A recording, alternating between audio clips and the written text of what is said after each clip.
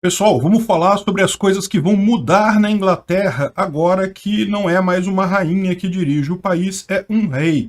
Por incrível que pareça, muda um monte de coisa. Vamos entender esse assunto. Essa notícia foi sugerida por Ancap UK, Peter de Fio Dental e várias outras pessoas. Obrigado aí ao pessoal que sugeriu as notícias. Obrigado a você que está assistindo o nosso vídeo. Se você gosta do nosso conteúdo, por favor, deixa o seu like e se inscreva aqui no nosso canal, né? Pois bem, olha que coisa. Vocês sabem que a monarquia significa, em última análise, que a Inglaterra tem um dono, né? O rei ou monarca é o dono de todo aquele país. E isso leva a algumas coisas serem personalizadas com o nome da rainha ou do rei agora, como é o caso do rei Charles III, né?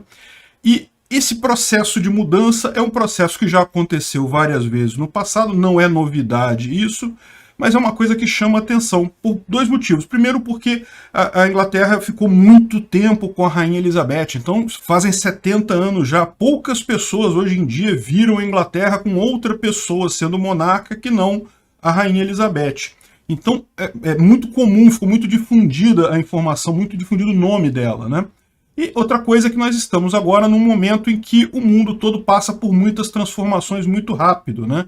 E é uma coisa diferente do mundo no passado. A quantidade de dinheiro em circulação, papel moeda em circulação, é diferente, né? Uma quantidade muito maior hoje em dia, né? A quantidade de monumentos e coisas que precisam ser mudadas. Eu vou explicar para vocês, vocês não fazem ideia da quantidade de coisa que tem que ser trocada na Inglaterra por conta da mudança, né? Se o Charles III tiver um pouco de bom senso, ele talvez aproveite essa ocasião para tirar alguns desses símbolos, deixar menos personalística a coisa, até porque o Charles já está com 73 anos, né?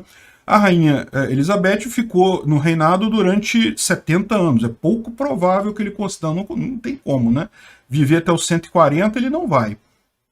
Então, a gente está olhando o que aqui? A gente está olhando talvez um reinado de, se ele tiver muita sorte, for muito longevo, um reinado de 30 anos. Daqui a 30 anos tem que mudar tudo de novo, já pensou? Olha só, primeira coisa, vocês estão vendo aqui o dinheiro na Inglaterra, como é que é, né? Tem aqui o nome, a cara dela, o nome dela escrito, coisa e tal. Vai ter que ser trocado. Não é a primeira vez que isso acontece, como eu falei, sempre que ocorre a transição na monarquia, eles fazem essa troca, então vai ter um período, né? É que o pessoal não está acostumado hoje em dia, né? A última vez que isso aconteceu foi lá em 1952, acho que foi isso, que foi quando ela tomou, quando o pai dela, né, o Jorge V, saiu e ela se tornou a monarca, né? Enfim, todas as moedas, todas as notas da Inglaterra vão ter que ser trocadas. Mas não é só isso não, também as bandeiras. Por quê? Porque essa bandeira aqui é a bandeira pessoal da Rainha Elizabeth. É a bandeira que é hasteada nos prédios públicos lá quando ela está no lugar, aí para indicar que ela está naquele prédio, né? Então isso vai ter que ser trocado, vai ter que ser criada agora uma bandeira para o rei Charles III, né? Como eu falei, as notas e moedas, todas elas têm a rainha, vão ter que ser trocadas. O hino da Inglaterra. Todo mundo conhece o hino da Inglaterra como God Save the Queen. Evidentemente que isso já foi uma alteração. Esse hino foi escrito em 1700 e alguma coisa para o rei Jorge II. E originalmente ele falava assim, ó, God save great George our King, long live our noble King, God save the King. Aí depois foi alterado para God save our gracious Queen, God save the Queen. Certamente agora eles vão mudar, mas vão mudar para uma outra coisa, porque Charles ao invés de Jorge, talvez, ou vamos fazer uma coisa menos pessoal aí, mas o gênero não tem como evitar. O Queen and King também eles vão ter que trocar isso daí. Na Inglaterra já teve aqui, ó, até a Jovem Pan fala, já houve a primeira vez que o hino foi cantado God Save the King. Então, a partir de agora, God Save the King. Imagina a dor de cabeça que é isso mudar em tudo quanto é lugar, né? Mas, enfim, faz parte disso daí. Mas não é só isso, não. Tem uma série de compromissos, né? De juras, de juramentos que as pessoas fazem para assumir um cargo lá na Inglaterra, no governo da Inglaterra. Tudo isso tem que ser alterado, né? Todos esses juramentos até aqui vinham, né, para falar que não, eu prometo, né, prestar serviço para a rainha e coisa e tal. Isso vai ter que ser alterado, né? Olha só, tá vendo isso aqui, ó? Caixa de correio na Inglaterra, caixa de correio antiga, né? Tem aqui, ó, E2R, que é Elizabeth II Regna, ou seja, Rainha Elizabeth II. Vai ter que ser trocado tudo. Aí eu espero que o Charles tenha o bom senso de vou parar com esse negócio, vou botar só Royal Mail aqui, tirar esses símbolos, né? Não deixar a coisa personificar para ele, porque daqui a poucos anos, daqui a poucas décadas, certamente o filho dele que vai estar assumindo essa coisa, né? Enfim, tem um monte de coisa para ser mudada, e não é só na Inglaterra. Lembra, a rainha da Inglaterra ela é a chefe de Estado de vários países, do Canadá, da Austrália, da Nova Zelândia. Tem um monte aqui, lá no Caribe tem vários países, Papua New Guinea, né, Papua Nova Guiné, Tuvalu, Antigua e Barbuda. Todos esses países, meu amigo, vão ter que trocar coisa por conta da mudança. Deixou de ser uma rainha, passou a ser um rei agora, né? É uma coisa complicada isso, né? É o que eu falo.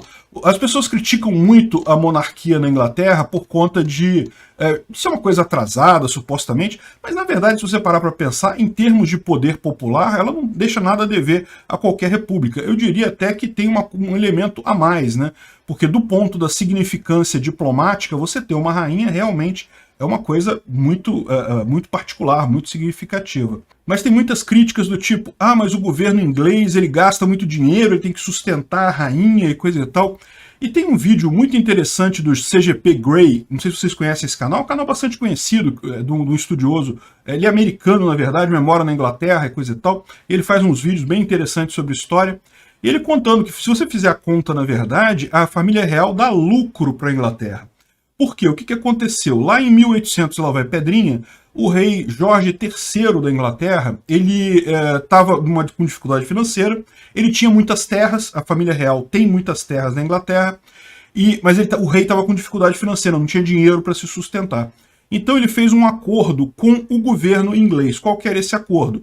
A família real cedia em comodato, não entregava a propriedade não, cedia em comodato as terras da família real para o governo inglês em troca de uma mensalidade, de um pagamento de uma pensão mensal vitalícia para a família real, que permitia ela viver bem, coisa e tal, fazer a manutenção dos castelos e coisa e tal. É um bocado de dinheiro, mas era um bocado de terra também.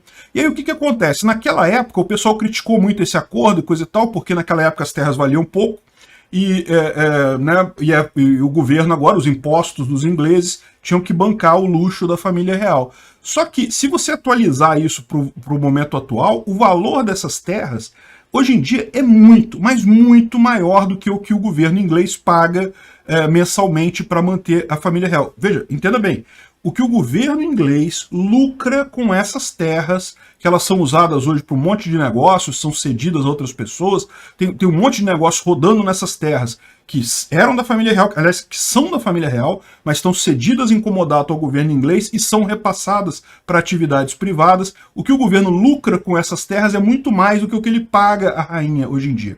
Então, vamos supor se a Inglaterra decidisse acabar com a monarquia, não ia ter mais que sustentar os castelos, a família real, aquela coisa toda, o luxo todo, mas em compensação, a família real teria de volta as terras dela, né? E daí o governo inglês acabaria com prejuízo, na verdade, acabaria pior do que tem hoje em termos de receita por conta dessas terras todas que foram cedidas lá atrás pelo rei Jorge III. É realmente curioso isso. Sem contar que não deixa de ser uma atração turística, né? O que eles colocam lá, que o pessoal, muita gente vai na Inglaterra para ver o Palácio de Buckingham, né? Ver a realeza inglesa, é uma coisa que realmente chama atenção, né?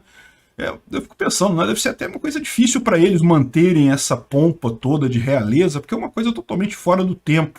Mas enfim.